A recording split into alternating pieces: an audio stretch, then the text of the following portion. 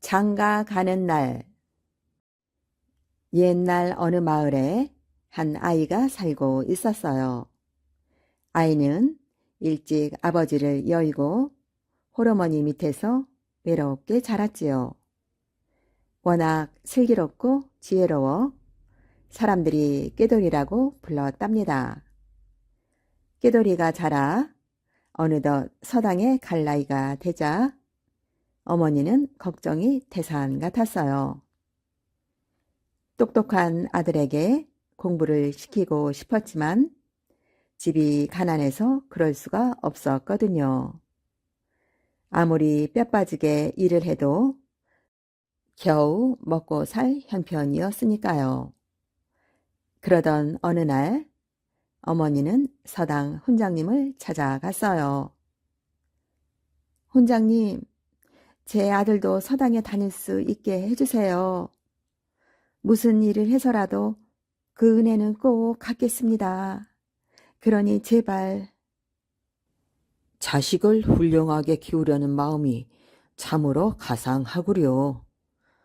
아이들을 가르치는 훈장으로서 어찌 모른 채 할 수 있겠소. 훈장님도 어머니의 간절한 마음을 헤아리고 흔쾌히 받아들였지요. 꾀돌이는 서당에 다닌 지 얼마 지나지 않아 훈장님의 사랑을 독차지하게 되었어요.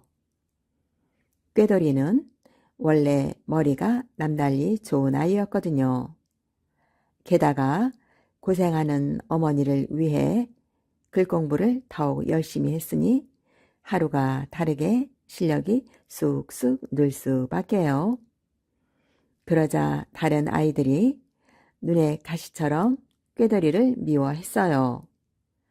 몇 년씩 공부를 한 자기들보다 글솜씨가 뛰어날 뿐만 아니라 꾀돌이 때문에 여기저기서 괜한 꾸지람을 듣기 일쑤였거든요.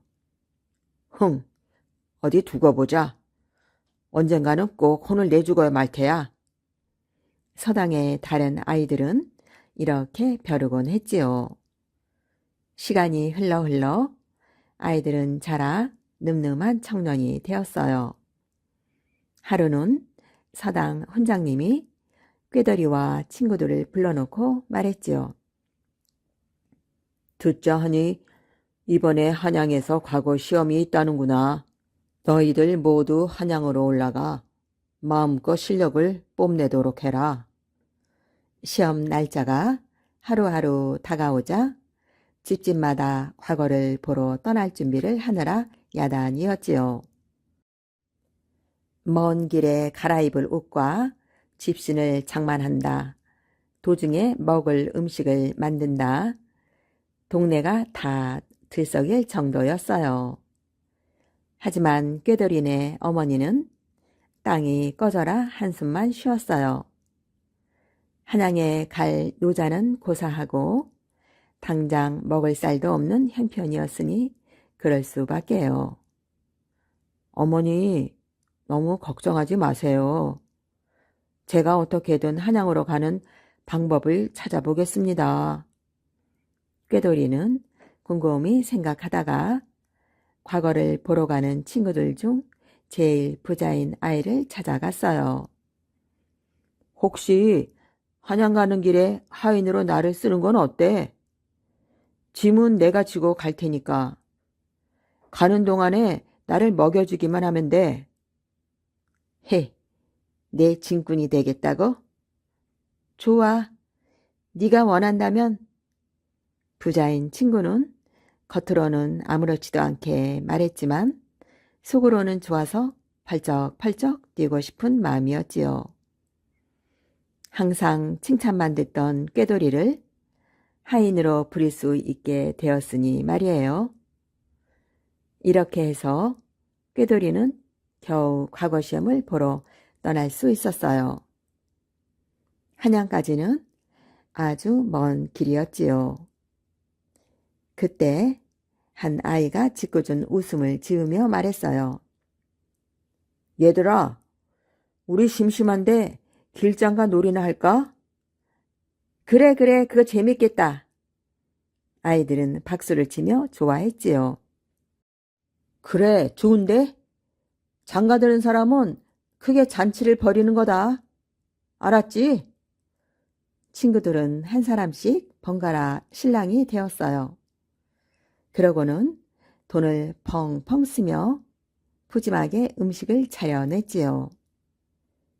마침내 꾀돌이의 차례가 돌아왔어요. 그런데 웬일인지 그날따라 쥐새끼 한 마리 얼씬거리지 않는 거예요. 아, 다행이다. 돈도 없는데 정말 잘된 일이야. 꾀돌이가 이렇게 가슴을 쓸어내리고 있는데 이를 어째요? 저 멀리서 웬 가마 한 채가 오는 게 아니겠어요? 화려한 가마에 하인들까지 여러 딸린 것이 귀한 집 아씨의 행차가 틀림없었지요. 친구들은 오래전부터 꾀돌이를 골탕 먹이려고 벼르던 터라 마침 잘 걸렸다 생각했어요. 꾀돌아, 내가 제일 잔치를 크게 벌여야겠다. 지체 높은 대갓집으로 장가들었으니 그 정도는 해야지. 오늘은 꾀돌이 덕분에 맛있는 음식을 많이 먹겠는걸. 꾀돌이는 금세 울상이 되어 말했지요. 얘들아, 내가 잔치할 돈이 어디 있니? 어차피 장난삼아 하는 놀이인데 한 번만 봐줘라. 야, 어림없는 소리 하지도 마. 약속을 어겼으니 넌 마땅하게 벌을 받아야겠다. 심술궂은 친구들은 꾀돌이가 든 짐을 몽땅 빼앗았어요. 그러고는 나무에 꽁꽁 묶어놓은 채 모두 도망쳐 버렸지요. 꾀돌이는 자기도 모르게 눈에서 주르륵 눈물이 흘렀어요. 친구의 짐꾼이 되어 어렵게 떠나온 한양길인데 오도 가도 못하는 신세가 되었으니 얼마나 서러웠겠어요. 너무 서러운 나머지 꾀돌이는 소리를 내어 엉엉 울었어요. 한편 꾀돌이가 길장가를 든 가마에는 한양에서도 이름난 김참판댁 외동딸이 타고 있었어요. 오랜만에 외갓집을 찾아가는 길이었는데 도착해보니 하필 그 동네에 무서운 전염병이 돌고 있었어요. 어쩔 수 없이 동네 어귀에서 가마를 되돌릴 수밖에 없었지요. 되돌아오던 아씨는 마침 나무에 묶여있는 꾀돌이와 마주치게 되었어요. 아씨의 도움으로 풀려난 꾀돌이는 그동안 겪은 일들을 이야기했지요. 이야기를 다 듣고 난 아씨는 하인들에게 명령했어요. 내가 집에 드리려고 준비한 음식을 이분께 드려라. 아닙니다, 아씨. 그럴 필요는 없습니다. 꾀돌이가 괜찮다고 손을 내짓자 아씨는 수줍은 얼굴로 말했어요. 따지고 보면 다 저 때문인걸요. 게다가 길장가를 드셨으니 저는 도련님의 스스씨가 된 셈이고요. 그러고서 아씨는 머리에 드리웠던 고운 댕기를 풀어 꾀돌이에게 준 뒤 총총히 길을 떠났지요.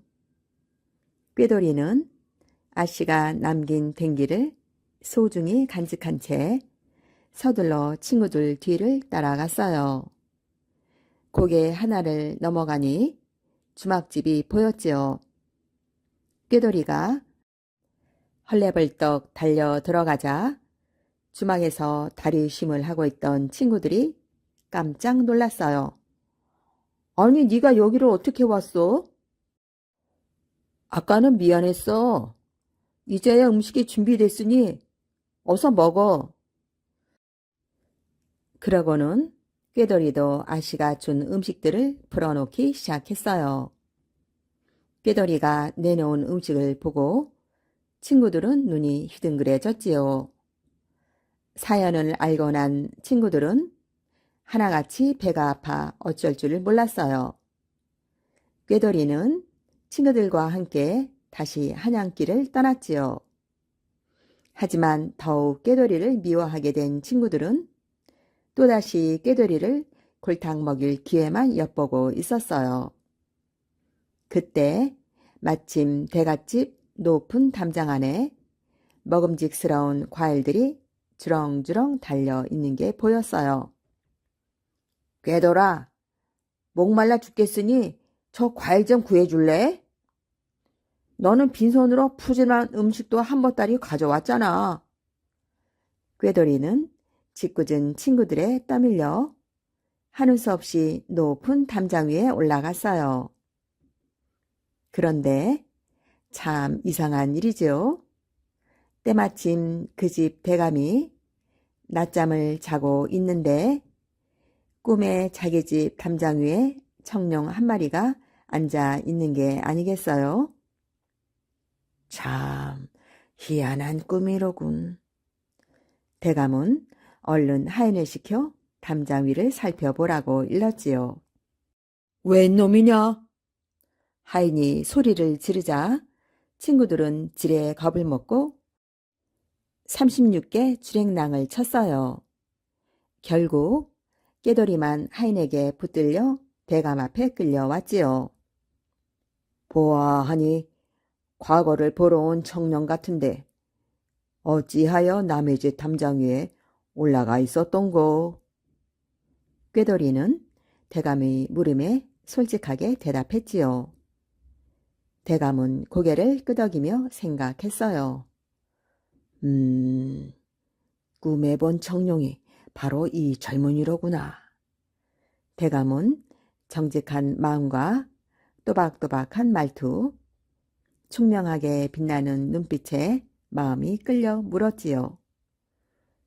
내게 딸아이가 하나 있네. 내 자네를 사이로 삼고 싶은데 자네 생각은 어떤가? 잠시 후 꾀돌이는 품속에서 댕기를 꺼내며 대답했지요. 말씀은 감사하오나 저는 이 댕기의 주인에게 큰 은혜를 입었습니다. 만약 과거에 급제한다면 댕기의 주인을 찾아 아내로 삼을 것입니다.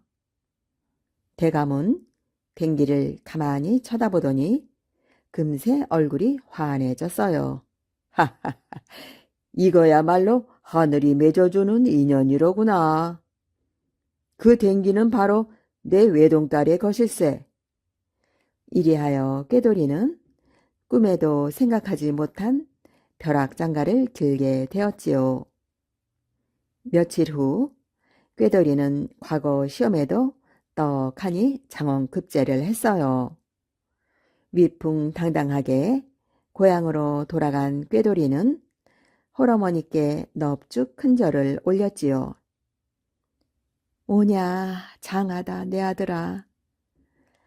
꾀돌이네 집에서는 큰 잔치가 벌어졌어요. 과거에 합격한 데다 대갓집 외동딸을 색시로 맞이했으니까요.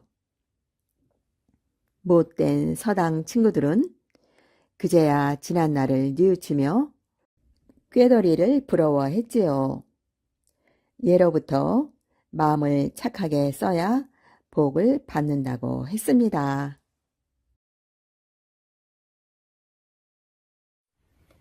소단의 숨은 거인. 옛날 깊은 산골에 아버지와 어머니, 아들이 살고 있었어요. 아버지는 날마다 나무를 해서 장에 내다 팔았지요. 그런데 하루는 아버지가 나무를 하러 갔다가 돌아오지를 않는 거예요. 해가 지고 밤이 깊도록 돌아올 줄을 몰랐지요. 다음 날 아들은 보따리를 짊어지고 집을 나섰어요. 온종일 산을 뒤지고 이 골짝 저 골짝을 헤매며 아버지를 찾아다녔지요. 하지만 아버지는 온데 간데가 없었어요. 그렇게 하루, 이틀, 사흘 하고도 여러 날이 흘렀어요. 하루는 아들이 나무 밑에서 쉬다가 깜빡 잠이 들었어요. 꿈속에 머리가 허연 할아버지가 나타나서는 이런 말을 하는 거예요. 얘야, 내 아버지는 거인에게 잡혀갔단다. 네? 거인이라고요? 그렇단다. 아버지를 찾고 싶으면 벼룩 한 말과 빈대 한 말, 바늘 한 말을 준비하거라. 아들은 잠에서 깨자마자 벼룩 한 말, 빈대 한 말, 바늘 한 말을 준비했어요. 그러고는 다시 길을 떠났지요. 하루 종일 걷다 보니 어느새 날이 어둑어둑 저물었어요. 어디 쉴 데가 없나 하고 둘러보니까 마침 저 건너 골짜기에서 불빛이 반짝이었어요. 아들은 그 불빛을 따라갔지요. 가까이 가서 보니 깊고 깊은 골짜기에 집이 한 채 있는데 이상하게도 사람이라고는 눈을 씻고 찾아도 없는 거예요. 밤은 깊은데 잘 곳은 없고 별 수 있나요? 아무 방에나 들어가 하룻밤 자고 가자 생각했지요. 방으로 들어가 잠을 청하는데 이게 웬일일까요? 난데없이 쿵, 쿵 하며 발소리가 들리는데 그 소리가 어찌나 큰지 땅이 쿵쿵 울리고 문짝이 덜덜 떨렸어요. 아들은 깜짝 놀라 자리에서 벌떡 일어났어요. 그러고는 밖을 살짝 내다보니 이건 또 무슨 일일까요? 하늘만큼 땅만큼 커다란 거인이 마당에 우뚝 서 있는데 어찌나 큰지 얼굴은 아예 보이지도 않고 아들은 너무나 놀라 눈이 등잔만해졌지요. 거인은 쿵쿵 대며 광 쪽으로 걸어갔어요. 아들도 살짝 거인 뒤를 따라갔지요. 거인은 광문을 열더니 쩌렁쩌렁한 목소리로 사람들 이름을 불렀어요. 그러자 여기저기서 예, 예 하는 소리가 들렸어요. 그런데 이게 웬일일까요? 그 목소리 가운데 아버지 목소리도 있는 거예요. 이 거인이 바로 아버지를 잡아갔던 거지요. 아들은 가슴이 콩콩 뛰고 눈물이 찔끔 났어요. 이름을 다 부르고 나서 거인은 문을 잠그고 자기 방으로 들어갔어요. 방에 들어가자마자 벌러덩 눕더니 드르렁 드르렁 코를 골았지요. 이때다. 아들은 방문 틈으로 벼룩 한 마를 풀어 놓았어요. 벼룩들이 팔딱팔딱 뛰어가 따끔따끔 거인을 물었어요. 아이고 따가워, 아이고 가려워. 거인은 툴툴대며 마루로 나와 누웠어요. 아들은 다시 빈대 한 마를 풀었어요. 빈대들이 볼볼볼 기어가 따끔따끔 거인을 물었어요. 아 따가워, 아이고 가려워. 거인은 여기저기 몸을 긁어대며 집 밖으로 뛰쳐나갔어요. 아들은 재빨리 거인 뒤를 쫓아가며 마늘 한 마를 풀었어요. 그러자 참 이상한 일도 다 있지요. 바늘이 모두 발딱발딱 일어서더니 톡톡 거인을 향해 달려가서는 쿡쿡 거인을 찌르는 거였어요. 아이고 따가워, 아이고 아파. 거인은 풀쩍풀쩍 뛰며 고래고래 소리쳤어요. 거인은 다시 집 안으로 들어와 숨을 곳을 찾았지요. 그러더니 부엌으로 들어가 솥 앞에 서서 중얼중얼 주문을 외우는 거예요. 그러자 이게 웬일일까요? 하늘만큼 땅만큼 커다란 거인이 슬슬슬 작아지더니 생쥐만해지는 거예요. 생쥐만한 거인이 쪼르르 솥 안으로 들어가서는 바닥에 납작 엎드리며 말했지요. 휴, 이제 됐다. 여기까진 못 쫓아오겠지. 그 말이 끝나기가 무섭게 아들은 솥뚜껑을 닫고는 묵직한 돌을 올려놨어요. 그러고는 아궁이에다가 불을 활활 피웠지요. 거인 살려! 거인 살려! 거인은 몇 번 고함을 지르더니 불에 타 죽었지요. 아들은 곧 광으로 달려갔어요. 광문을 활짝 열고 갇혀있던 사람들을 모두 풀어주었지요. 사람들은 워! 소리치며 뛰쳐나왔어요. 그렇게 찾아 헤매던 아버지도 함께 말이에요. 이렇게 해서 아들은 거인을 물리치고 아버지를 구했답니다. 아버지와 함께 집으로 돌아와서 아주 잘 살았대요. 은혜 갚은 두꺼비. 어느 마을에 이쁜이라는 마음씨 착한 소녀가 어머니를 모시고 살고 있었습니다. 어느 날 이쁜이가 밥을 짓고 있는데 두꺼비 한 마리가 부엌으로 들어왔습니다. 하지만 이쁜이는 징그러운 두꺼비를 쫓아내지 않았습니다. 배가 고파서 그러는구나. 이쁜이는 두꺼비에게 밥을 주고 따뜻한 부엌에 두꺼비가 잘 곳을 만들어 주었습니다. 그날부터 이쁜이는 어디에 가든지 두꺼비를 데리고 다녔습니다. 이쁜이가 얼마나 정성스레 키웠는지 두꺼비는 아주 커다란 왕두꺼비로 자랐습니다.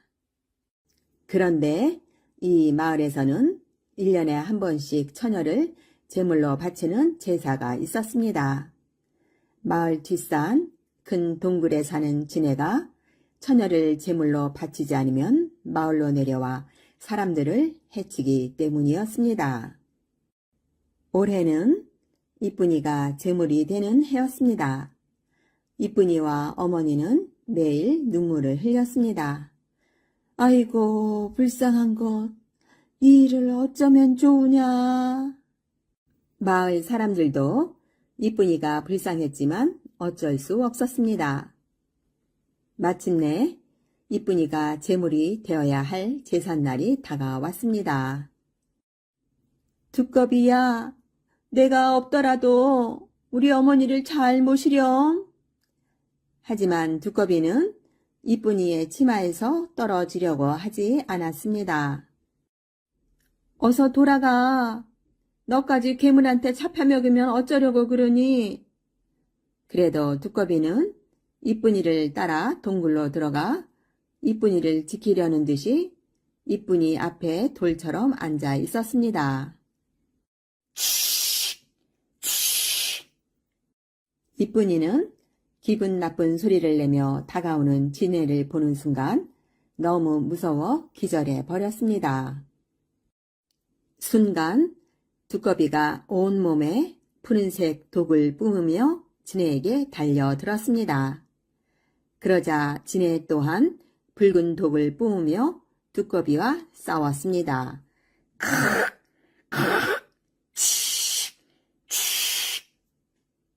붉은 빛과 푸른 빛이 한동안 뒤엉켜 싸우다가 둘 다 똑같이 쓰러지고 말았습니다.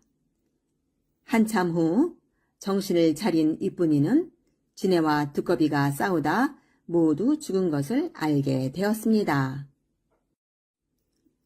이쁜이는 두꺼비를 꼭 끌어안고 울음을 터뜨렸습니다. 두꺼비야, 너 때문에 내가 살았구나. 이쁜이는 두꺼비를 고이 묻어주고 두꺼비의 고마운 마음을 잊지 않았답니다. 북두 칠성이 된 7 쌍둥이. 옛날 옛적 하늘나라 칠성인과 땅나라 옥녀 부인이 부부가 되어 살았어요. 그런데 혼인한 지 10년이 지나도록 아기를 못 낳았지요. 남들은 딸 낳고 아들 낳고 잘도 낳는데 우리는 아직 자식이 없으니 신랑님께 공이라도 드려봅시다. 부부는 뒤뜰에 단을 쌓고 공을 들였어요. 공 들인 지 석 달 열흘째 되는 날 옥녀 부인이 꿈을 꾸니 하늘에서 별 7개가 차례로 떨어지더래요. 그래서 치마폭에 고이 받았지요. 그리고 나서 곧 배가 불러오더니 9달, 10달 지나서 아기를 낳았어요. 그런데 하나만 낳는 게 아니라 내리 7을 낳았지요. 아들 7 쌍둥이를 낳은 거지요. 그걸 보고 아버지 칠성님이 그만 기겁을 해. 아이고 부인, 나는 저 7 아들을 못 키우겠소. 쌀 없어 못 키우고 옷 없어 못 키우겠소. 하고는 그 길로 훌쩍 하늘나라로 가서 새장가를 들었지요. 한편 옥녀 부인은 남편이 갈 때 도포자락을 찢어 몰래 장롱 속에 숨겨두었지요. 7 쌍둥이는 쑥쑥 잘도 자랐지요. 첫돌이 되니 말을 하고 3살 되니 글을 알고 5살 되니 활을 쏘고 7살 되니 말을 타고 9살 되니 못하는 일이 없었지요. 하루는 7 쌍둥이가 글방에 갔다 오더니 옥녀 부인한테 물었어요. 어머니, 글방 아이들이 우리더러 아비 없는 후레자식이라고 놀리니 속상합니다. 우리는 왜 아버지가 없습니까? 이제와 무엇을 숨기겠느냐. 너희 아버지는 하늘나라 칠성님인데 너희 7 낳은 뒤로 쌀 없고 옷 없어 못 키우겠다고 하늘나라로 올라가 새장가를 들었단다. 그러면 저희들이 아버지를 찾아가겠습니다. 옥녀 부인은 7 아들에게 바지 저고리 7벌, 버선과 미트리 7켤레를 마련해 주었어요. 그리고 나서 장롱 속에 숨겨둔 도포 조각도 꺼내 주었어요. 아버지를 만나거든 이것을 보여드려라. 7 쌍둥이는 도포 조각을 품에 넣고 어머니한테 하직 인사를 드리고 나서 그 길로 하늘나라로 올라갔어요. 하늘나라로 올라가 만나는 사람마다 붙잡고 물었지요. 땅나라 옥녀 부인에게 장가 들었다가 7 쌍둥이 낳았다고 하늘나라로 올라와 새장가 든 칠성님은 어디에 삽니까? 그렇게 몇 날 며칠 묵고 다니니 누가 가르쳐 주더래요. 저기 보이는 커다란 기와집이 칠성님 집이란다. 그 기와집을 찾아가 대문 밖에서 기다렸어요. 밥 얻으러 온 줄 알고 밥을 갖다 주었지요. 그래도 안 받았지요. 돈 얻으러 온 줄 알고 돈을 갖다 줬어요. 안 받았지요. 그걸 보고 일꾼들이 칠성님께 일렀어요. 밖에 웬 7 아이들이 와 있는데 밥을 줘도 싫다, 옷을 줘도 싫다, 돈을 줘도 싫다 합니다. 그 아이들을 이리 데려오너라. 집으로 들어가니 칠성님이 물었어요. 너희들은 어디 사는 누구인데 내 집에 왔느냐? 저희들은 땅나라에 사는 7 쌍둥이로 칠성님과 옥녀 부인의 아들입니다. 너희들이 내 자식인 걸 어찌 믿겠느냐? 이것을 맞춰보십시오. 품속에서 도포 조각을 꺼내 칠성님께 주었어요. 칠성님이 자기도 도포자락 찢어진 곳에 대어보니 꼭 들어맞았지요. 너희들이 내 아들이 틀림없구나. 반갑게 맞아들여 함께 살았지요. 7 쌍둥이는 칠성님 사랑을 한 몸에 받으며 지냈어요. 맛난 음식 먹고 좋은 옷 입으며 뒤뜰 독서당에 독선생 모셔놓고 글 공부를 했지요. 모두가 하나를 가리키면 열을 알았어요. 어른이고 아이고 따라올 사람이 없었지요. 그 덕에 아버지 사랑은 날이 갈수록 깊어만 갔지요. 그것을 본 후실 부인이 우라병이 나서 밤낮으로 끙끙 앓았어요. 하루는 칠성님이 와서 보고 물었지요. 부인, 이게 웬일이요? 약을 지어오리까? 의원을 불러오리까? 약도 의원도 필요 없으니 건너마을 점쟁이한테 가서 접이나 쳐보시오. 칠성님이 채비를 하는 동안 후실 부인이 먼저 점쟁이를 찾아가 구슬렸어요. 칠성님이 점 보러 오거든. 다른 말은 말고 땅나라에서 온 7인간을 없애야 병이 낫는다고 하게. 나는 그런 점은 못 치겠소. 후실 부인이 가지고 간 황금 백금을 내놓으며 여러 번 구슬리니 점쟁이도 그만 홀딱 넘어가 버렸어요. 그날 저녁 칠성님이 점쟁이를 찾아가 물으니 마른 하늘에 날벼락 같은 소리를 하네요. 그 병에는 굿도 경도 소용없습니다. 땅나라에서 온 인간을 없애야 병이 낫습니다. 칠성님이 집으로 돌아오면서 혼잣말을 했어요. 어이구, 이 일을 어쩔 거나. 아들을 살리자니 아내가 죽고 아내를 살리자니 아들이 죽는구나. 마침 7 아들이 마중을 나갔다가 그 소리를 들었어요. 아버지, 걱정 마십시오. 우리가 없어져서 새 어머니를 살리겠습니다. 7 쌍둥이는 그 길로 집을 나가 깊은 산속으로 들어갔지요. 산속에 들어가서 먹을 것이 있나 잘 곳이 있나 죽기만을 기다리는데 어디서 사슴 7마리가 와서 먹을 것도 물어다 주고 따뜻이 품어주었어요. 그 덕분에 죽지 않고 목숨을 이어갔지요. 7 쌍둥이가 집을 나가고 3년이 지난 뒤 후실 부인은 아이들이 다 죽었겠지 생각하고 자리에서 일어났어요. 이제 내 병이 다 나았으니 7 아들 한이라도 풀게 씻긴 굿이나 해보자. 그때 한 나무꾼이 산속에 들어가 나무를 하면서 혼잣말로 흥얼거렸어요.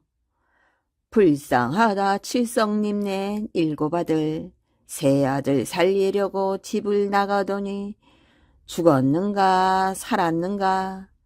새어머니는 병이 나 씻긴 굿 한다는데 살았으면 몸이 가고 죽었으면 넋이라도 가서 보자. 7 쌍둥이가 그 말을 듣고 당장 집으로 달려갔지요. 집 나간 7 아들, 새어머니 병에 다 나았다기에 돌아왔습니다. 후실 부인은 놀라고 칠성님은 반겨 물었지요. 너희들이 사람이냐 귀신이냐? 사람이거든 손가락에 피를 내어 물에 넣어보아라. 쟁반에 물을 떠넣고 7 아들이 손가락에 피를 내어 떨어뜨리니 잘 섞였어요. 칠성님도 손가락에 피를 내어 떨어뜨려 보니 한데 잘 섞였지요. 너희들이 사람임에 틀림없고 내 아들이 틀림없구나. 후실 부인은 그 모습을 보고 분하여 팔짝팔짝 뛰다가 그만 개구리가 되었어요. 개구리가 돼서도 분을 못 이기고 제풀에 꾸불텅꾸불텅 하다가 그만 뱀이 됐어요. 뱀이 돼서도 속이 안 풀려 땅에 몸을 대고 비비적 되다가 그만 두더지가 되고 말았어요. 7 쌍둥이는 그 길로 어머니 옥녀 부인을 찾아 땅나라로 갔어요. 그런데 이게 웬일이에요? 옥녀 부인은 아들, 남편 기다리다 지쳐 연못에 몸을 던져 죽고 말았답니다. 7 아들은 연못가에서 어머니를 부르며 슬피 울었어요. 이래 밤낮을 울자 물속에서 푸른 옷 입은 용궁 청지기가 나왔어요. 너희들은 무슨 일로 그리 슬피 우느냐? 저희가 늦게 돌아온 탓에 어머니가 연못에 몸을 던져 돌아가셨습니다. 그래서 어머니가 보고 싶어 옵니다. 청지기가 허락하여 물속으로 들어가니 어머니가 살아생전 모습 그대로 연못 바닥에 누워 있었어요. 7 쌍둥이가 어머니 곁에 앉아 이래 밤낮을 빌자 환생꽃 5 송이가 너울너울 물속으로 떨어졌어요. 그것을 받아 차례로 어머니 몸 위에 올려놨지요. 뼈사리 꽃을 올려놓으니 뼈가 살고 살사리 꽃을 올려놓으니 살이 살고 피사리 꽃을 올려놓으니 피가 살고 숨사리 꽃을 올려놓으니 숨이 살고 넉사리 꽃을 올려놓으니 넉이 살아났지요. 아이고, 내가 긴 잠을 잤구나 하면서 어머니가 기지개를 켜고 일어나 앉았지요. 7 쌍둥이는 어머니 옥녀 부인을 모시고 하늘나라로 올라갔어요. 칠성님이 기뻐하며 7 아들들에게 물었지요. 너희들 소원이 무엇이냐? 어머니 아버지 모시고 9 식구 같이 사는 게 소원이었는데 이제 그 원이 풀렸으니 다른 원은 없습니다. 그래, 그러면 너희들은 별이 되어 밤하늘을 지켜라. 7 아들은 밤하늘에 나아가 반짝반짝 빛나는 북두칠성이 되었어요. 칠성님과 옥녀 부인은 천일성, 태일성이 되어 오늘도 7 아들을 지켜보고 있습니다.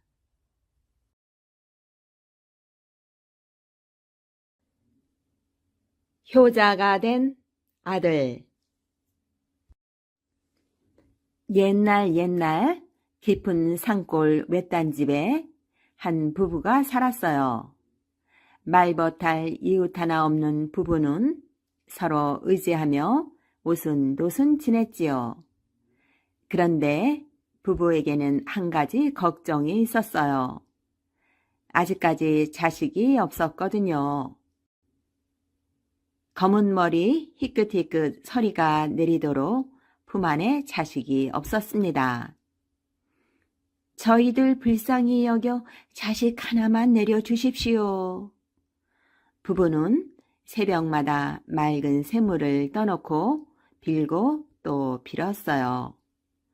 이런 부부의 정성에 하늘도 감동했는지 마침내 두꺼비 같은 아들을 얻었지요. 귀하게 얻은 자식이라 이름도 기동이라 지었어요.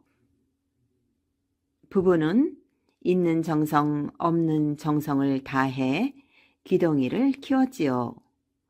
불면 꺼질까 지면 터질까 안아주고 업어주고 만난 것이 생기면 기동이 입에 먼저 넣어주었지요. 추우면 따뜻한 자리, 더우면 서늘한 자리 골라 눕힐 정도였어요. 부부는 기동이가 하도 귀여워 곧잘 장난을 쳤지요. 기동아, 어머니 때려라. 기동이는 아장아장 걸어가 단풍잎 같은 손바닥으로 찰싹 어머니 뺨을 때렸지요. 아이고, 아야야야. 어머니가 일부러 우는 채 하면 기동이는 재미가 나 까르르 웃었지요. 아버지도 좋아서 하하 웃고 어머니도 귀엽다고 호호 웃었지요. 기동아, 가서 아버지 때려라.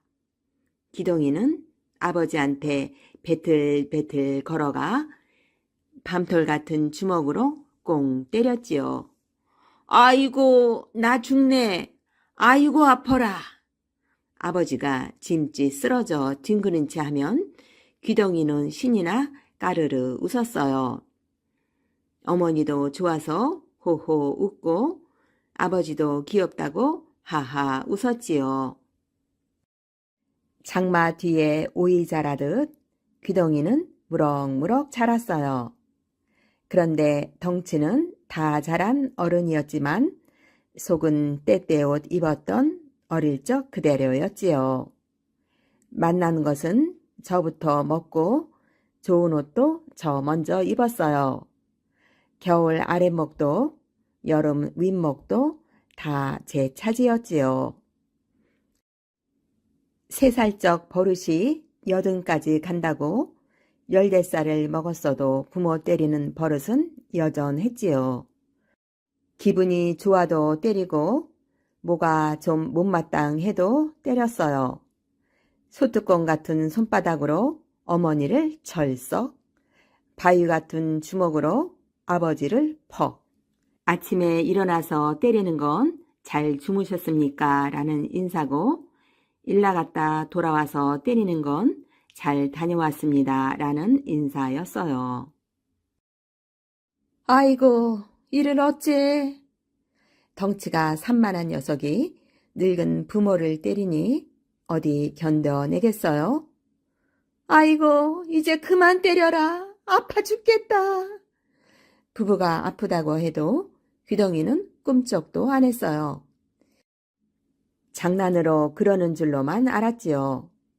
보고 배울 이웃도 없고 잘못한다고 충고해줄 친구도 없으니 부모가 아무리 말해도 기동이는 제 잘못을 모를 수밖에 없었어요. 여보, 우리가 자식을 잘못 키웠네요. 부부는 후회했지만 어쩔 수 없었어요. 아이고, 이를 어쩌노. 어느 날 뉘엿뉘엿 해가 넘어가는데 나그네 하나가 찾아왔어요. 날이 어두워서 그러니 하룻밤 묵어갈 수 있겠습니까? 그런데 부부가 가만 생각해보니 참 난처한 거예요. 다 큰 자식이 부모를 때리는데 창피해서 어떻게 손님을 드리겠어요. 죄송합니다만 재워드릴 수가 없겠습니다. 헛간이든 처맘이시든 밤에서만 좀 피하게 해주십시오. 나그네가 간곡하게 사정을 해 부부는 하는 수 없이 손님을 맞아들였지요.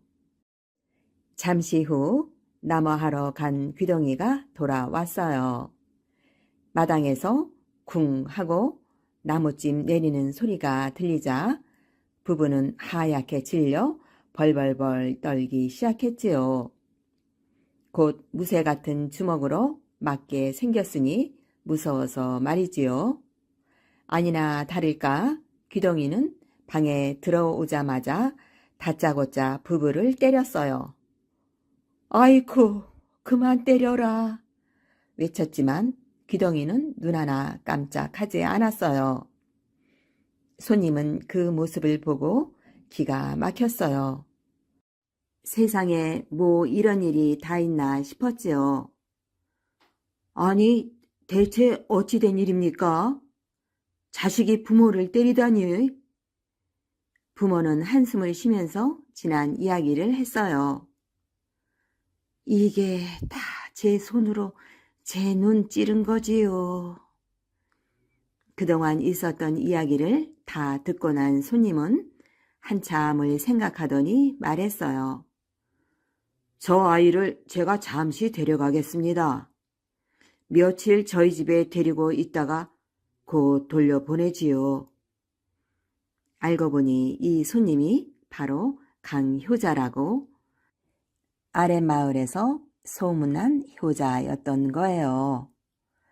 부부는 얼른 그러라고 했어요.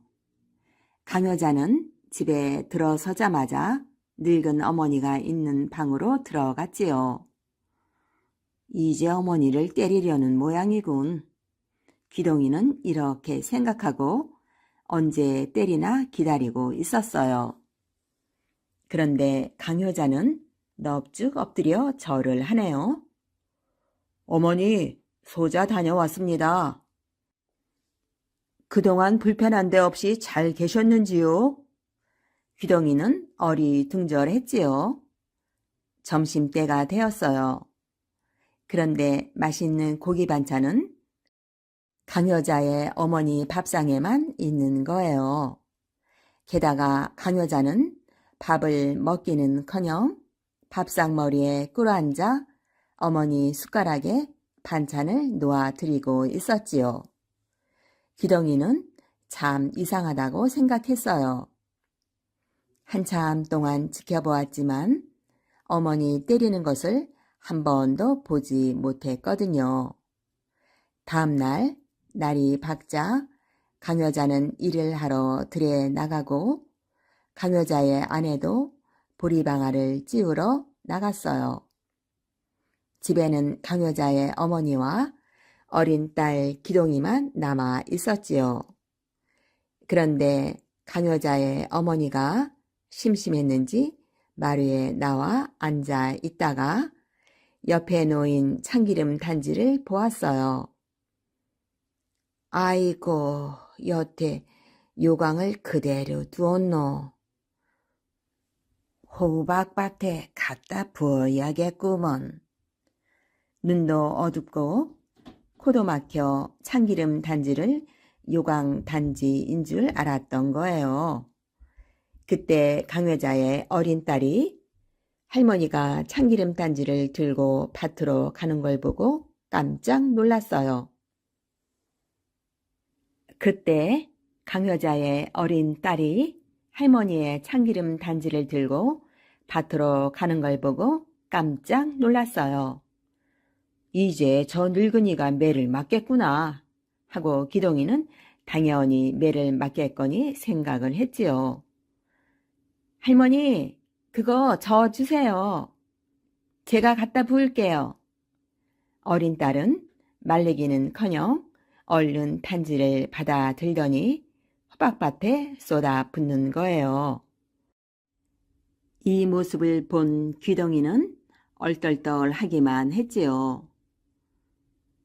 오광이 아니라고 말하고 다시 가져와야 옳지. 귀한 참기름을 호박밭에 다 부어버리다니. 이제 큰일 났다. 저 늙은이랑 딸이랑 둘 다 얻어맞겠는걸.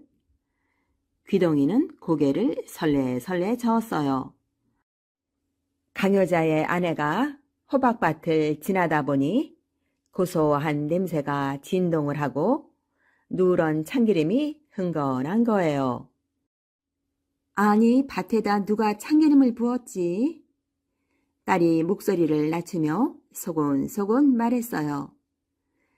할머니가 오줌인 줄 알고 호박밭에 부으려 하시길래 제가 대신 부었어요.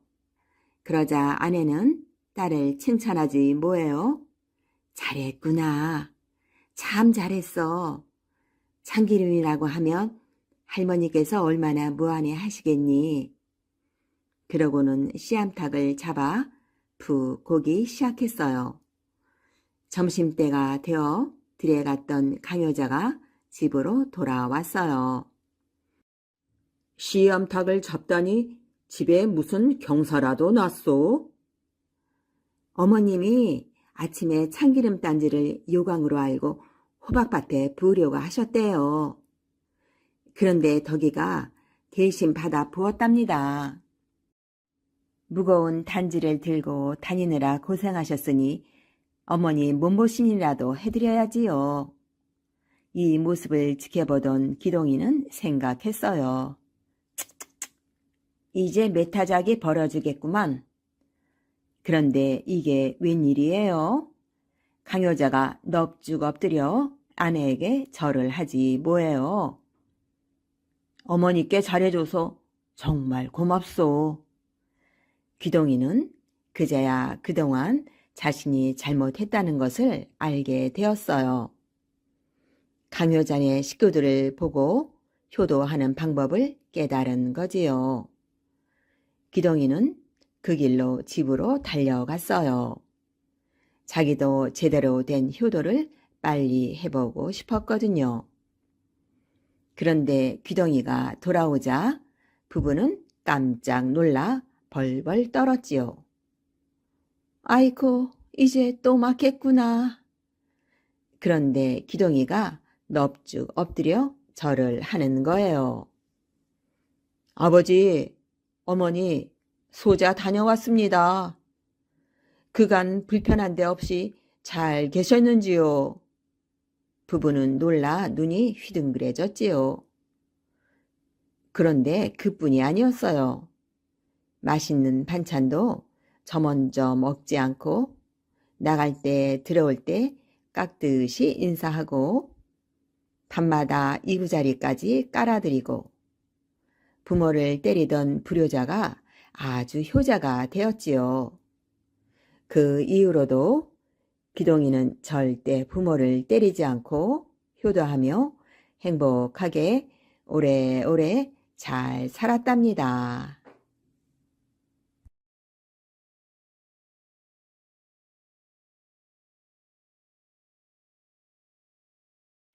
멍청 각시와 가난 신랑. 옛날 어느 마을에 마음씨가 너무 착해서 어딘가 좀 모자라 보이는 처녀가 살았어요. 에이그, 이 많은 빨래를 언제 다 하나. 아주머니, 제가 해드릴게요. 처녀는 남의 빨래를 도맡아 해주고 동네 아이들도 모두 업어주고 다녔어요. 동네 사람들이 콩을 파치라 해도 그대로 믿을 만큼 어리숙하였지요. 그러니 어디 시집갈 데도 없었답니다. 그런데 같은 마을에 마음씨는 착하지만 아주 가난한 총각이 살고 있었어요. 총각은 힘이 좋아 동네 사람들의 장작도 패주고 농사일도 잘 거두어 주었지요. 아유, 이렇게 품삯을 많이 주면 되나요? 전 이거면 충분해요.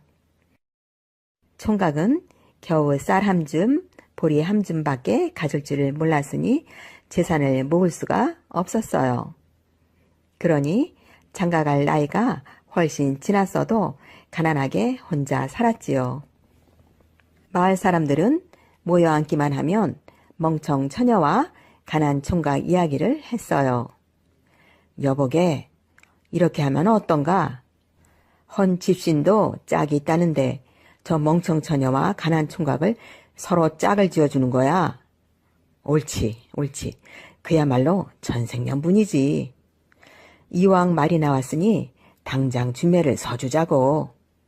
마을 사람들은 서둘러 양쪽 집으로 달려갔어요. 저 아래 사는 가난 총각을 신랑으로 삼지 않으려나? 어머, 저랑요? 정말로요? 다른 처녀들처럼 시집을 가고 싶었던 멍청 처녀는 그만 얼굴이 빨개졌어요. 저 위에 사는 멍청 처녀를 색시로 삼지 않으려나? 그게 정말인가요? 헤헤헤, 좋고 말고요.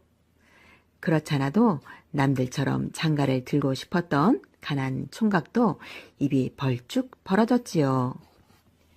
동네 사람들은 너도 나도 한 푼 두 푼 모아 잔치를 열어주었어요. 드디어 멍청 처녀와 가난 총각이 혼인을 했지요. 어쩜 신부가 예쁘기도 해라. 아이고, 신랑 참 잘생겼다. 사람들은 입을 모아 신랑 신부를 칭찬했어요. 멍청 각시는 연지 곤지 찢고 방글방글, 가난 신랑은 입이 찢어져라 벙글벙글 웃었지요. 우리 내일부터 길거리에 있는 개똥이나 소똥, 하다못해 지푸라기 새끼줄 하나라도 주워다가 거름을 만듭시다. 가난 신랑은 첫날 밤 색시에게 말했어요.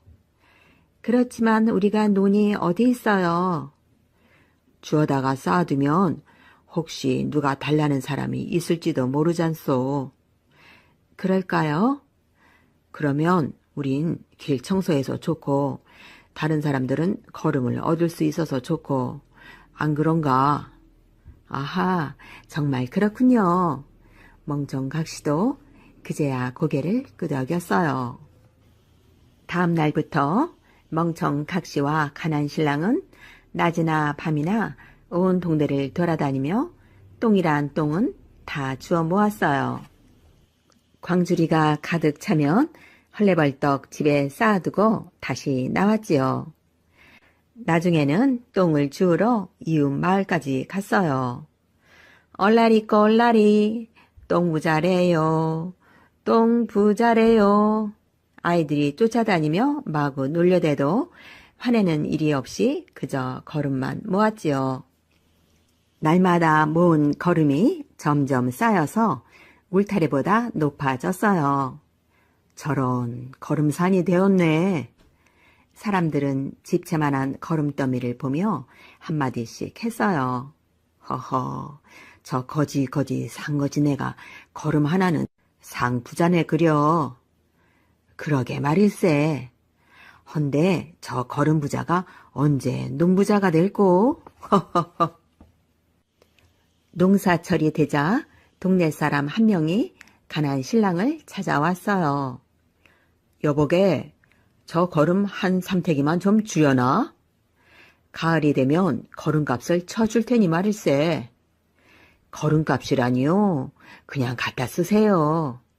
멍청각시와 가난 신랑은 기쁜 마음으로 걸음을 푹푹 떠주었어요. 하루는 걸음을 얻어갔던 사람이 신이 나서 말했어요. 이것 좀 보게. 저 멍청각시와 가난 신랑네 걸음을 썼더니만 채소가 아주 잘 자라는구먼. 그게 정말인가? 그렇다면 나도 좀 얻어와야지. 마을 사람들은 너도 나도 걸음을 얻어갔어요. 물론 나중에 걸음값을 주기로 하고 말이에요. 멍청각시와 가난 신랑은 욕심이 없어 사람들이 원하는 대로 푹푹 걸음을 떠주었지요. 그러던 어느 날 뚱뚱한 땅 부자가 찾아왔어요. 자네 저기 산비탈에 있는 땅 좀 맡아서 농사를 지어보겠나? 농사가 잘 되면 곡식을 많이 주겠네. 염려 마세요. 농사라면 자신 있어요. 가난 신랑은 넙죽 절을 했고 멍청각시는 해벌쭉 웃었지요. 이제 가난 신랑과 멍청각시도 농사를 지을 수 있게 되었으니 오죽 좋았겠어요. 이리야, 이리야. 가난 신랑은 이른 아침부터 부지런히 챙기지를 했어요. 멍청각시도 그 옆에서 씨앗을 솔솔 뿌렸지요. 여보, 농사 짓는 게 아주 즐거워요. 그러게 말이에요. 그러나 저러나 곡식들이 잘 자라야 할 텐데. 둘은 뉘엿뉘엿 해가 질 때까지 황소처럼 쉬지 않고 열심히 일을 했어요. 어느덧 가을이 되어 추수를 했어요. 세상에, 그런 자갈투성이 땅에서 이렇게 많은 곡식을 거두다니. 보는 사람마다 농사가 잘 되었다고 칭찬했어요. 뚱뚱보 땅주인은 절로 어깨가 으쓱으쓱해졌지요. 농사꾼에겐 그저 농사 칭찬이 자식 칭찬만큼이나 기쁘기 때문이겠지요. 여보게, 자네 부부가 아니었으면 이렇게 많은 곡식을 거두지 못했을 거야. 자, 이건 자네 몫일세. 뚱뚱보 땅주인은 멍청각시와 가난 신랑에게 많은 곡식을 주었지요. 마을 부자들이 그 소문을 듣고 멍청각시와 가난 신랑을 찾아왔어요. 여보게, 내년에는 우리 땅도 농사를 지어주게. 아니야, 내 땅을 좀 먼저 해주게.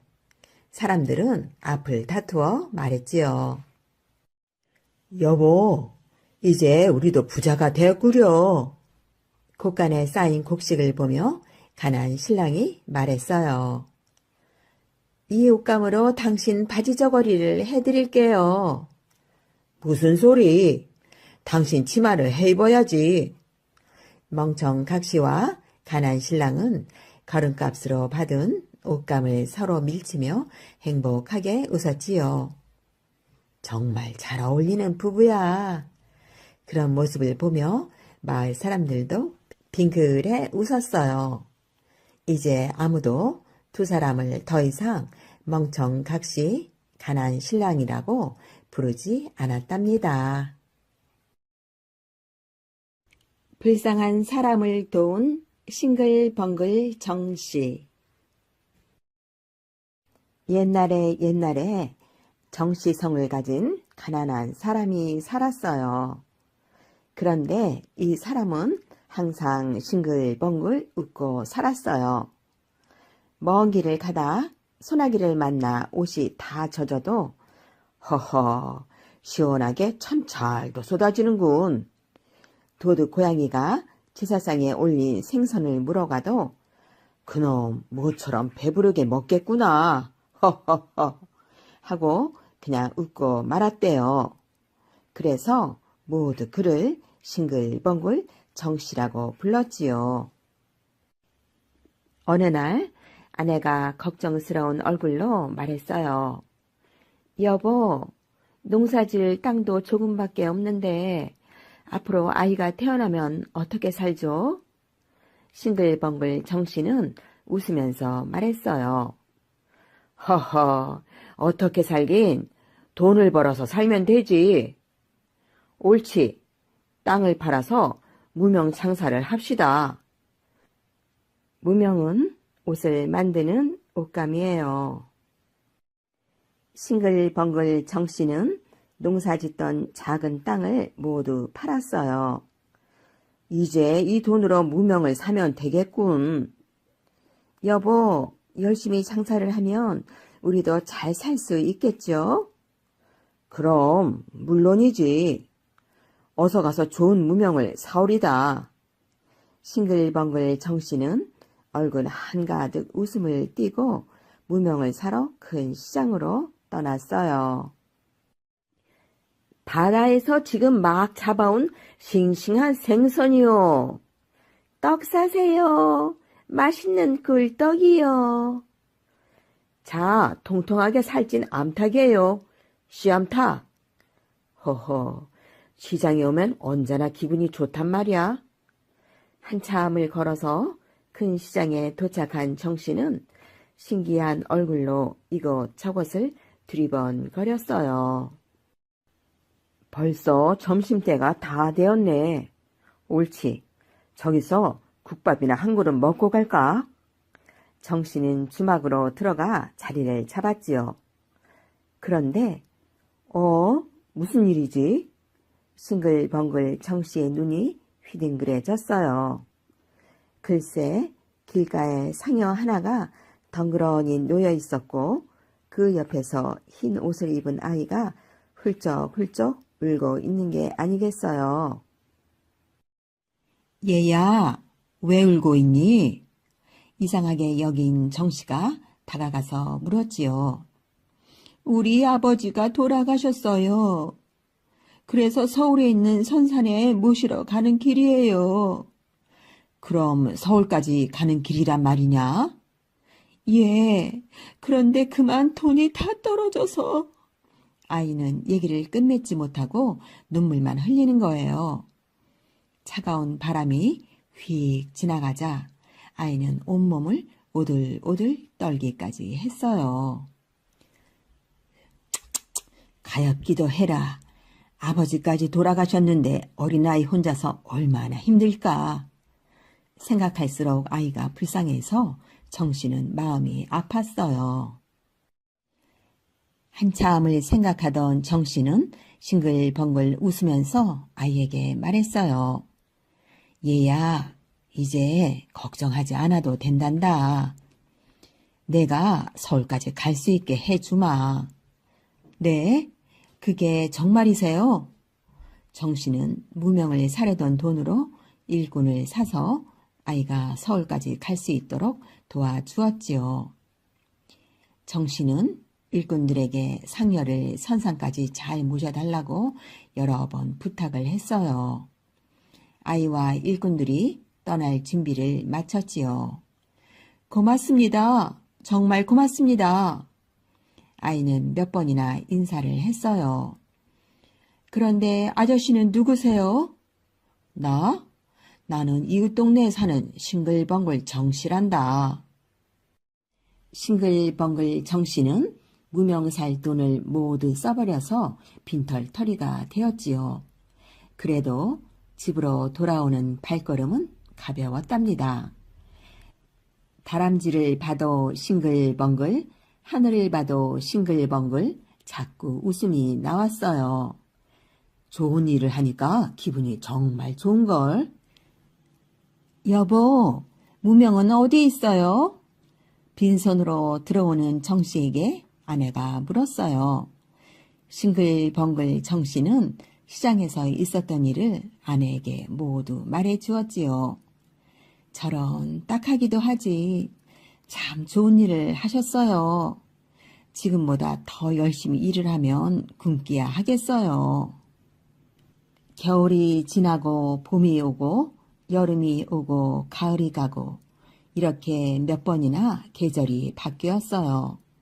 싱글벙글 정씨는 아들도 낳고 딸도 낳아 가난하지만 행복하게 살고 있었지요. 그러던 어느 날 싱글벙글 정씨가 사는 집에 마을에서 제일 높은 원님이 오신다는 게 아니겠어요? 아니, 그렇게 높은 어른이 우리 집에 오신다니. 아니, 무슨 일일까? 도대체 무슨 일이지? 싱글벙글 정씨는 아무리 생각을 해도 알 수가 없었지요. 어이, 길을 비켜라. 원님 행차시다. 사람들은 하던 일을 멈추고 모두 허리를 굽혀 원님을 맞았어요. 정씨는 얼른 달려나와 무릎을 꿇었지요. 아이고, 원님께서 무슨 일로 저를 다 찾아오셨습니까? 정씨는 가슴이 쿵쾅쿵쾅 뛰었어요. 그런데 원님이 싱글벙글 정씨를 보더니 가마에서 내려 절을 하는 게 아니겠어요. 아니, 이게 무슨 일이람? 마을 사람들이 수근수근 됐지요. 저를 모르시겠습니까? 몇 년 전 돌아가신 아버님을 모시고 서울로 가던 바로 그 아이랍니다. 예? 뭐라고요? 싱글벙글 정씨는 깜짝 놀랐어요. 은혜를 갚기 위해 열심히 공부했습니다. 이제야 은혜를 갚을 수 있게 되었군요. 원님은 정씨에게 아주 많은 선물을 주었지요. 이제 싱글벙글 정씨는 큰 부자가 되었답니다. 그리고 진사라는 벼슬까지 받게 되었지요. 그 사연을 알게 된 마을 사람들은 싱글벙글 정씨를 이제 맘씨 좋은 정진사라고 불렀답니다. 맘씨 좋은 정진사는 언제나 싱글벙글 오래오래 행복하게 살았답니다. 재주 많은 6 쌍둥이. 옛날 어떤 마을에 6 쌍둥이가 살았지요. 이 6 쌍둥이는 저마다 아주 신기한 재주를 하나씩 타고났어요. 첫째는 눈이 하도 밝아서 천리 말리 보기. 둘째는 손만 대면 자물쇠가 딸깍 열리니 연이 딸깍.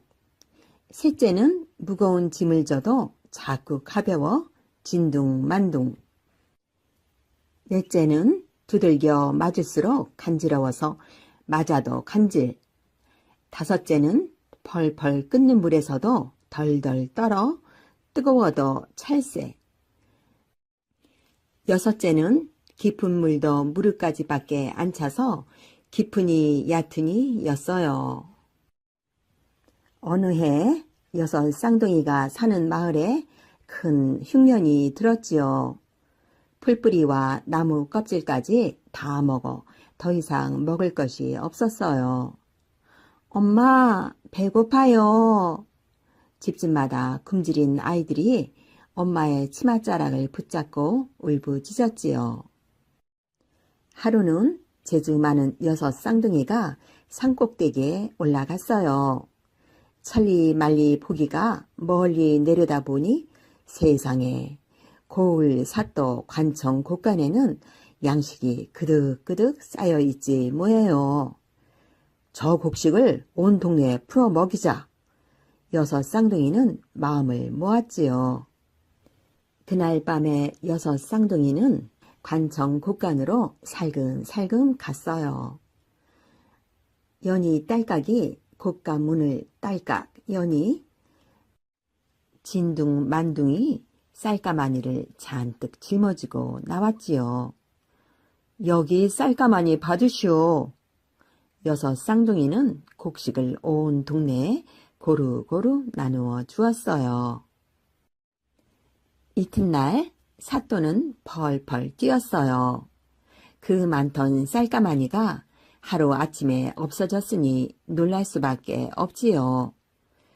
도둑놈을 당장 잡아들여라. 사또가 고래고래 소리를 질러대는 거예요. 놀란 포졸들은 방망이를 들고 우르르 마을로 달려갔어요. 그런데 마을에 가보니 이게 웬일일까요? 이제껏 쫄쫄 굶고 있던 집집마다 가마솥에 쌀밥이 허옇게 넘쳐나고 있었어요. 옳지, 내 놈들이구나. 포졸들은 어른이고 아이고 꽁꽁 묶었지요. 그때 마자도 간질이 앞으로 썩 나섰어요. 날 잡아가고 이 사람들을 풀어주오. 포졸들은 마자도 간질을 꽁꽁 묶어 데려갔어요. 저놈의 볼기를 매우 쳐라. 사또의 고함 소리에 포졸들은 철썩철썩 마자도 간질의 엉덩이에 곤장을 내려쳤지요. 그런데 때리면 때릴수록 마자도 간질은 아이고 간지러워 헤헤헤헤 하고 웃으니 사또가 깜짝 놀랐지요. 이 녀석 참말이냐? 어디 내가 맞아보자. 이번에는 사또가 형틀에 엎드렸어요. 얘들아, 한번 힘껏 쳐봐라. 포졸들은 손바닥에 침을 퇴퇴 바르고 아주 힘껏 때렸어요. 아이고 나 죽네 나 죽어. 사또가 너무 아파 울면서 명령했지요. 내일 저놈을 끓는 물에 넣을 테니 오늘은 옥에 가두거라. 그날 밤 소문을 들은 연희 딸깍이 마자도간지를 옥에서 빼내고 뜨거워도 찰새를 들여보냈어요. 이튿날 포졸들이 뜨거워도 찰새를 펄펄 끓는 가마솥에 담갔지요. 그러나 뜨거워도 찰새는 오히려 오돌오돌 떨며 지치기까지 하는 거예요. 아이고 차가워. 에이치. 이건 또 무슨 일일까? 사또는 어안이 벙벙했어요. 정말 차갑나 하고 사또가 손을 가마솥에 쑥 넣었지요. 아이고 뜨거워. 내 손, 내 손. 사또는 너무 뜨거워서 울면서 말했어요. 안 되겠다.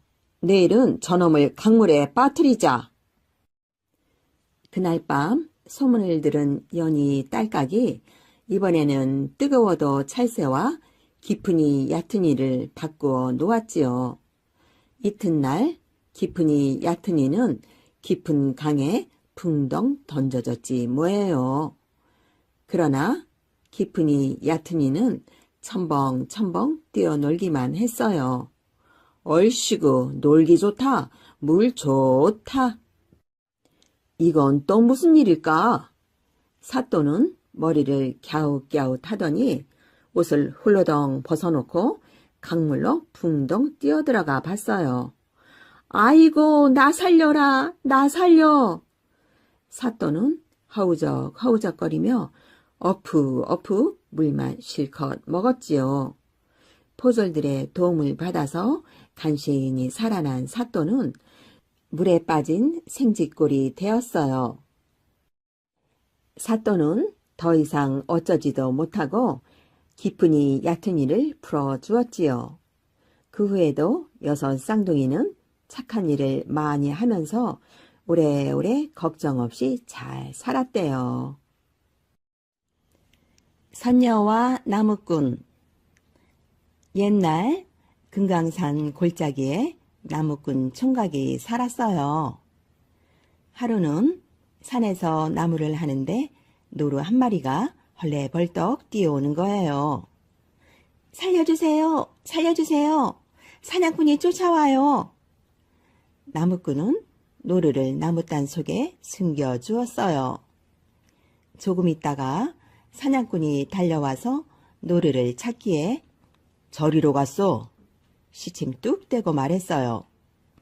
사냥꾼이 가고 나자 나무단 속에서 노루를 꺼내주었어요. 노루는 고맙다고 넙죽 절을 하더니 저를 살려주셨으니 은혜를 갚고 싶어요 하겠지요.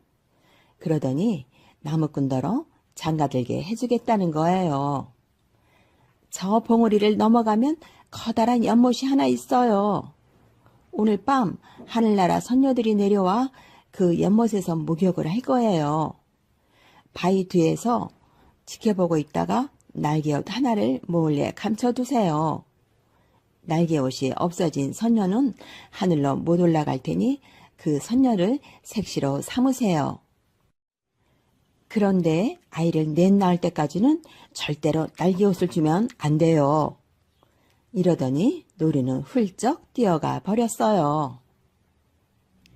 그날 밤 나무꾼은 노루가 가르쳐준 연못으로 갔어요. 가보니까 노루가 말한 그대로였어요. 하늘나라 선녀들이 연못에서 목욕을 하고 있는데 그걸 본 총각 입이 떡 벌어졌지요. 총각이 정신을 차리고 보니까 날개옷을 바위 위에 벗어두었어요. 총각은 살금살금 다가가 몰래 날개옷 하나를 감췄지요. 한참 있으니까 선녀들이 목욕을 다 하고 밖으로 나왔어요. 선녀들은 날개옷을 입고 그런데 한 선녀만 날개옷이 없다고 발을 동동 거렸어요. 아무리 찾아봐도 날개옷이 없으니까 선녀는 엉엉 울기 시작했어요. 그때 나무꾼이 썩 나서서 선녀를 달랬지요. 딱한 사정이 생긴 모양이구려. 그렇다고 언제까지 울고 있을 수는 없지 않소? 나랑 같이 우리 집으로 갑시다. 선녀는 할 수 없이 나무꾼을 따라갔어요. 나무꾼하고 선녀는 오순도순 잘 살았어요. 아이도 금세 셋이나 낳았지요. 나무꾼은 매일매일 산에 가서 나무를 하고 선녀는 매일매일 저녁밥 지어놓고 나무꾼을 기다렸어요. 그러면서 선녀는 날개옷은 까맣게 입고 있었지요. 하루는 나무꾼이 일 나가다 말고 선녀를 부르더니 당신이 아무것도 모르고 나와 살아줘서 고마워요. 더는 숨기지는 못하겠소. 사실은 하면서 날개옷 감춘 사연을 말하는 거예요. 그러고는 장롱에서 날개옷을 꺼내 선녀한테 주었지요. 날개옷을 보니까 선녀는 하늘나라 생각이 간절했어요. 선녀는 날개옷을 입고 아이 둘을 겨드랑이에 끼고 하나는 등에 업었지요. 그러고는 하늘로 훨훨 날아 올라갔어요. 나무꾼이 화들짝 놀라 잡으려고 했지만 이미 늦어버렸지요. 이제 나무꾼은 밥도 안 먹고 잠도 안 자고 다 죽게 생겼어요. 그런데 노루가 나무꾼을 찾아와서 혀를 끌끌 차며 말했지요. 아이 넷 낳기 전에는 날개옷을 내주지 말라고 했잖아요. 그러더니 나무꾼한테 박씨 하나를 주면서 이러는 거예요. 이걸 심어서 넝쿨이 뻗으면 그 넝쿨을 타고 하늘로 올라가 보세요. 나무꾼은 박씨를 마당에 꼭꼭 묻었지요. 이튿날부터 넝쿨이 자라기 시작했어요. 넝쿨은 굼실굼실 자라고 자라고 또 자라서 한다름에 하늘까지 쭉 뻗어나갔지요. 나무꾼은 그걸 타고 하늘로 올라갔어요. 선녀와 아이들이 뛰어나와 맞았지요. 다시 못 볼 줄 알았는데 다시 만났으니 얼마나 좋았겠어요. 한창 지난 얘기를 하고 있는데 옥황상제가 왔어요. 인간이 여기까지 오다니 너 참 재주 있구나. 하지만 인간이 하늘에서 살려면 그만한 재주 갖고는 안 된다. 너의 재주를 내가 시험해 봐야겠구나. 그러더니 나무꾼더러 이렇게 말하겠지요. 내가 숨어 있을 테니 나를 찾아보아라. 3번 다 나를 찾으면 너를 하늘나라에서 살게 해주겠다. 그 대신 한 번이라도 못 찾으면 너는 죽은 목숨인 줄 알거라. 나무꾼은 꼼짝없이 죽었구나 하고 생각했어요. 그러고 있는데 선녀가 다가와서 말했어요. 걱정 마세요. 제가 일러준 대로만 하면 돼요. 다음 날 나무꾼은 뚜벅뚜벅 돼지 우리로 갔어요. 그러고는 돼지 똥구멍에 대고 넙죽 절을 하지 뭐예요. 아버님, 하필이면 돼지가 돼서 꿀꿀거리고 계십니까? 나무꾼이 이러니까 돼지가 눈 깜짝할 새 옥황상제로 변하는 거예요. 너 참 재주 있구나. 옥황상제는 이렇게 말하고는 휑하니 가버렸지요. 그 다음 날 나무꾼은 뚜벅뚜벅 뒷곁으로 갔어요. 그러고는 수탉 뒤통수에다 대고 넙죽 절을 했어요. 아버님, 하필이면 수탉이 돼서 꼬꼬대댁 하고 계십니까? 나무꾼이 이러니까 수탉이 눈 깜짝할 새 옥황상제로 변하는 거예요. 너 참 재주 있구나. 옥황상제는 이렇게 말하고는 쌩하니 가버렸지요. 그 다음 날 나무꾼은 성큼성큼 이웃집으로 갔어요. 그러고는 바느질하는 그 집 새색시한테 손가락에 가시가 박혀서 그러니 바늘 좀 빌립시다 하고는 바늘을 빌렸어요. 그러더니 바늘을 대돌 위에 척 모셔놓고 넙죽 절을 하지 뭐예요. 에구 아버님, 하필이면 바늘이 돼서 꼼지락꼼지락 하고 계십니까? 나무꾼이 이러니까 바늘이 눈 깜짝할 새 옥황상제로 변하는 거예요. 옥황상제는 못마땅한 얼굴로 3번 다 나를 찾아냈으니 널 하늘에서 살도록 해주겠다. 약속은 약속이고 내기는 내기니까 하고 말하더니 가버렸어요. 그렇게 해서 나무꾼은 하늘에서 살게 되었어요. 나무꾼하고 선녀는 오순노순 잘 살았어요. 땅에서 살 때보다 더 아껴주고 위해 주었어요. 헤어졌다가 다시 만났으니 정이 더 들었겠지요.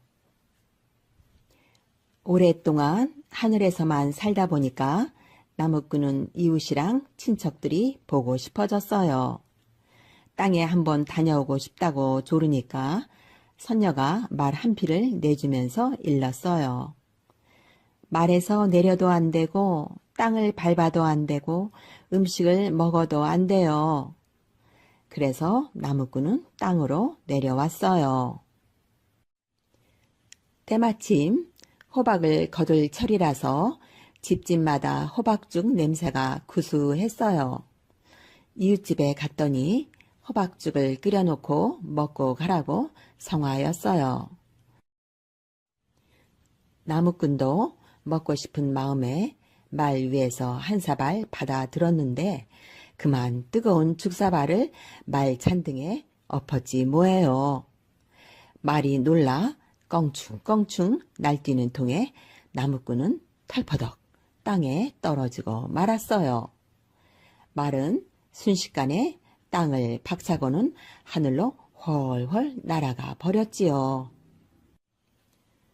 나무꾼은 영영 하늘로 못 돌아가고 땅에서 살게 되었어요. 그러니 하늘나라에 사는 선녀와 아이들이 얼마나 보고 싶었겠어요. 밤이나 낮이나 하늘만 쳐다보며 선녀와 아이들을 불렀지요. 그러다가 나무꾼은 그만 수탉이 되었답니다. 수탉이 되어서도 하늘만 쳐다보면서 울었지요.